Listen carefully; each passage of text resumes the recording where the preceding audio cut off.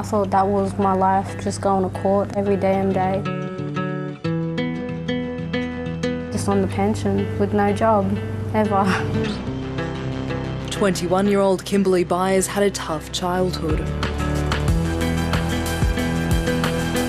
She fell in with the wrong crowd and narrowly avoided time behind bars. At the time, I was on drugs, smoking weed, drinking a lot, being a big woman when I was a young age. We all needed money, so we went out. We went breaking enters. We smashed cars' windows to get money. Kimberly has found what she needed to turn her life around, a job and a support system. How much is that? Just $10. Yeah. There you go. Thank you. And there you go. Thank you very much. You're welcome. See how you done that first? And yeah, like that. This non-for-profit workshop provides employment to dozens of Indigenous young people. It mostly employs youth recently out of prison. It's definitely a circuit breaker. It's a second chance and a third chance. It gives them a sense of identity. They're not sweating on a fortnightly payment. It gives them hope. And we work it out that, we don't do things for them. We don't do things to them, but we do stuff with them. At 17, Callum Marriott was released from youth detention with no high school qualifications or work experience. Well, I lost my dad and then everything went downhill. I started getting in trouble with the police. Get this mechanism in here. When I got that job, I was thinking, yeah, I'm finally out of the rut. I'm finally got a good job, good reference. After getting work experience here, he landed a job in the construction industry.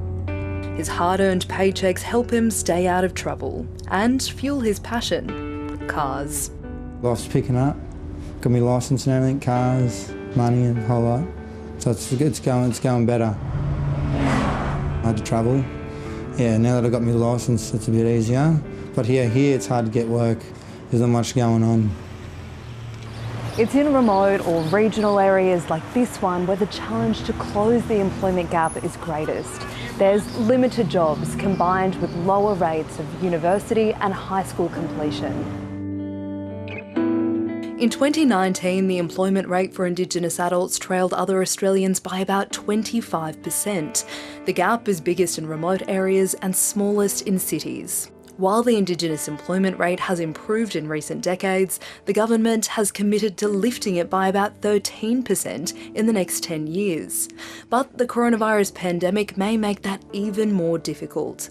New data shows Indigenous adults were more likely to have lost their job, with a 7.5% increase in those seeking unemployment payments.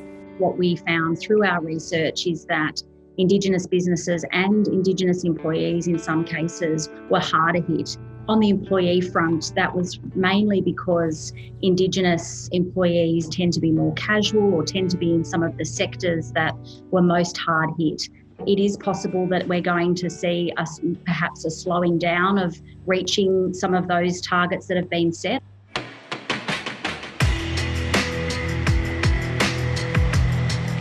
Bundjalung man Dwayne Good was one of the Indigenous business owners hit hard by COVID.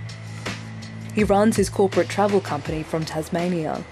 2020 has been the hardest year of my business career. It was a really, it's like a slap in the face with a wet fish. I'm going to see you later. Okay, bye. In March, 100% decline in sales. Rapidly had to make some really quick decisions. Unfortunately, a lot of redundancies. Things are looking up for the company in 2021. Hello, Brownie. How are you going? And Dwayne's hopeful that means he can employ more Indigenous staff. Knowing that there are low numbers in Indigenous participation in the travel industry, I want to increase those numbers by attracting, training and developing other Aboriginal and Torres Strait mob into my business. If you've got a job that you love, you feel there's a purpose to your day. I want to get other blackfellas in to experience what I feel. For younger generations coming through, they're seeing, their aunties or uncles or parents to own businesses for the first time and see that as a potential career path for them. So it's no longer just about going and working for somebody else.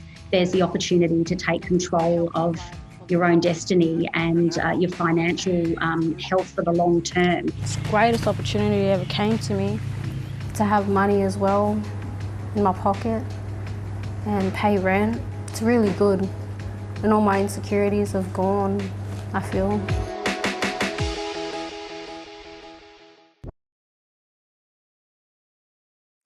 Hi, I'm Lee Sales. Thanks for watching this story. If you'd like to watch more of 730's stories, they are on the left of your screen. And tap on the button below to subscribe and get the latest from ABC News.